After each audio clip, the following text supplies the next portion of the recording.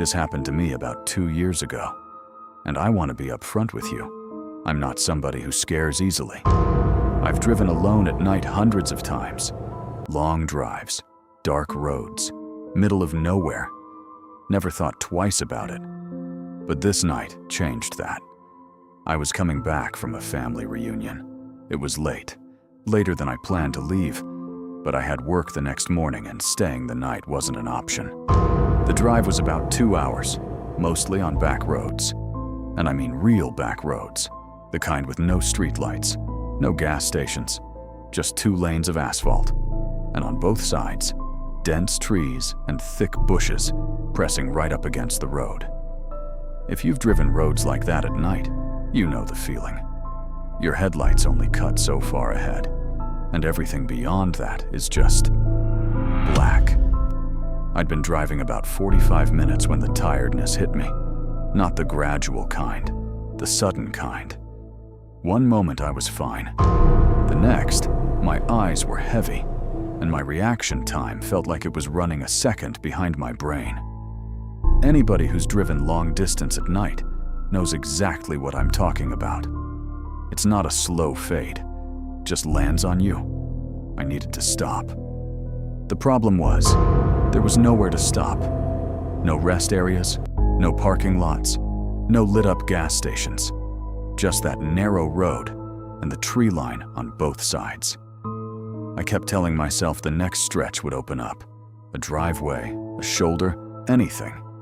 It didn't. And the tiredness wasn't going anywhere. So I made a decision I'd probably make differently today. I pulled off the road, onto the grass, behind a row of bushes thick enough to block my car from anyone passing by. It wasn't a great spot, but my body wasn't giving me a lot of options. The road wasn't empty either. A car came by every few minutes or so, which is part of why I tried to stay out of sight. I checked the clock before I closed my eyes. 11:22 p.m.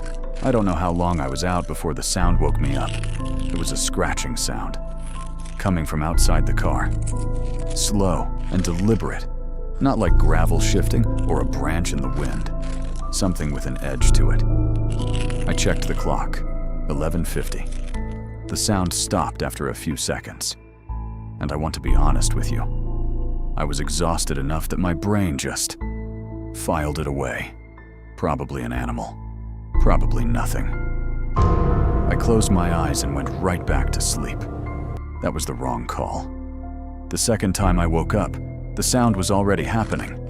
Same scratching. But this time, it didn't stop. I looked at the clock. 12:40.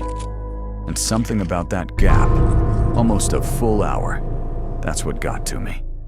Because animals don't work like that. A deer, a raccoon, whatever.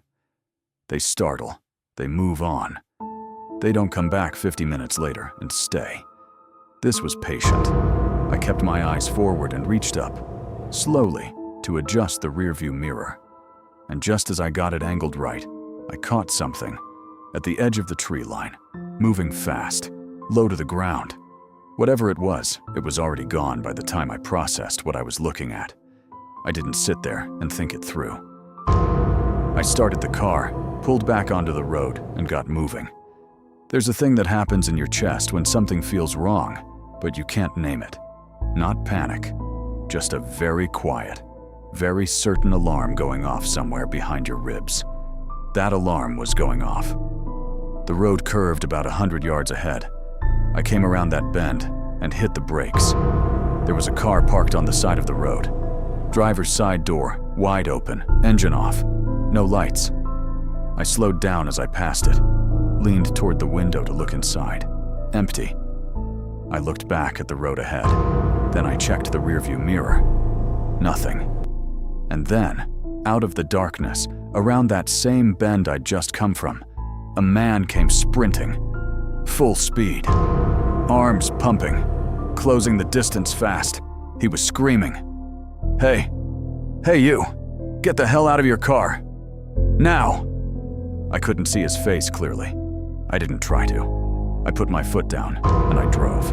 I watched the mirror until he disappeared into the dark behind me. He didn't stop chasing.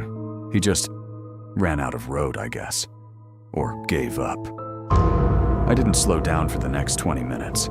I've thought about that night a lot since then. Was he trying to warn me about something in those woods? Was he the thing I needed to be warned about? I genuinely don't know. I never found out.